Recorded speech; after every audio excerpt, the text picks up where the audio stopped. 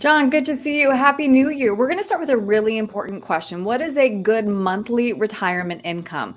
So let's start with some data. According to the Bureau of Labor Statistics, the average annual expenses for people 65 plus in 2021 was 52,000 a year. That comes out to about $4,000 a month, but of course no two people are alike. So figuring out how much money you will need is going to depend on your lifestyle and your very unique retirement goals.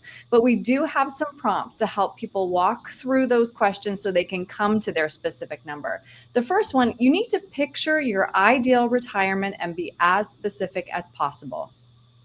Certainly, and again, everybody is completely different, and Yeah. there's no wrong or right answer to this. Everybody kind of has to look into their family and what fits them economically, socially. Everybody just has different priorities, and I think that's fine. And I think everybody just has to find a lane where they can feel they can do that and do it in a ethical and relaxed way, so they're not worried about retiring and living their life. Has to be the first step, knowing what you want. And next, of course, you need to know what you're spending now. So track your expenses and create a spending plan. Sure, and this one's always a tough one, and we're off Yeah. to a new year, so happy new year, everybody. This is a great way to start the year. Even if you lose track of it somewhere down the road, it's even if on an annual basis you can sit down and see, here, this is what is coming in, this is what is going out, and this is what I have to spend. And what you find sometimes when you're doing that is that perhaps you're spending $10,000 a year on Starbucks, and maybe that is a good thing for you, and you're not going to eliminate that. But there may be expenses in there that you find that, you know what, I really don't need that. And maybe that's something you can shift towards your retirement for down the road, and just gives you a little bit of momentum hmm to and a purpose and a direction to go.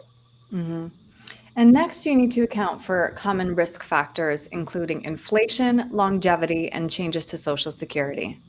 This is a big one. I Yeah. mean, we all just saw inflation here in the last few Oh, yeah. years. It changed everybody's life. I mean, you got to imagine people come out of college. These kids have a little high interest rate and high home prices, right now.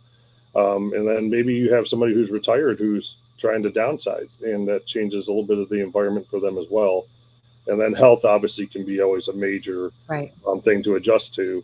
But everybody has those items, and I think that's again where you just put it on the table, and you kind of have a general plan of where you need to go if those items happen to you, and just so that you have again a confident roadmap of where you would go in certain situations. Right. And next, you say, of course, you need to build a robust nest egg, but it also needs to be a tax diversified nest egg. Why is that? Well, it's important. What we find is 401ks came into the fold quite a while ago, and it went away from the pensions that were of the past. And what they did was they just basically said, hey, you need to do your investments on your own to the individual employee or a person in the retirement realm. And so you always want to have a little combination. You have your retirement accounts at work; those are your 401ks. You have your taxable accounts. Those taxable accounts may be money that's in the bank or your stocks that you're getting taxed on an annual basis. And then there's the tax-free category. That's your Roth IRA accounts.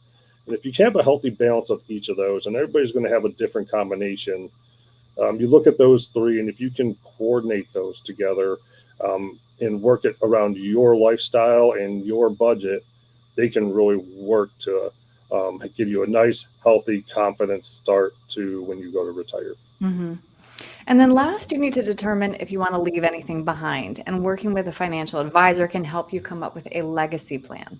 Sure. And again, this is that customized part where I have some people who want to leave a legacy, and they Right. don't spend very much of their money. They probably don't spend more than their Social Security each month, even though they could. But then I have some that say, you know what, John, I worked for this all my life. My kids are okay. I want to go on trips and I want to do, or perhaps even just enjoy my family while I'm here.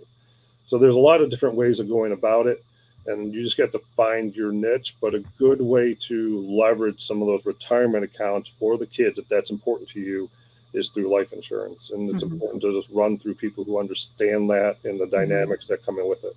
Right. And of course, for tax efficiency purposes as well. Sure.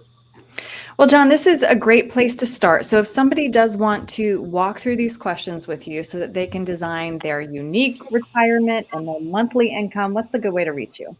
Call us 440-471-4300.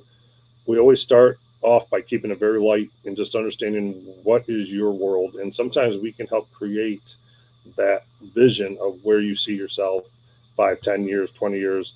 And, you're later on in retirement, it's not too late. Make sure if you're 55 and you're just not sure where you're sitting, give us a call and we'll help Yeah, walk you through a lot of that. right. Perfect. John, thanks for your time today. Thank you. Take care and have a good year.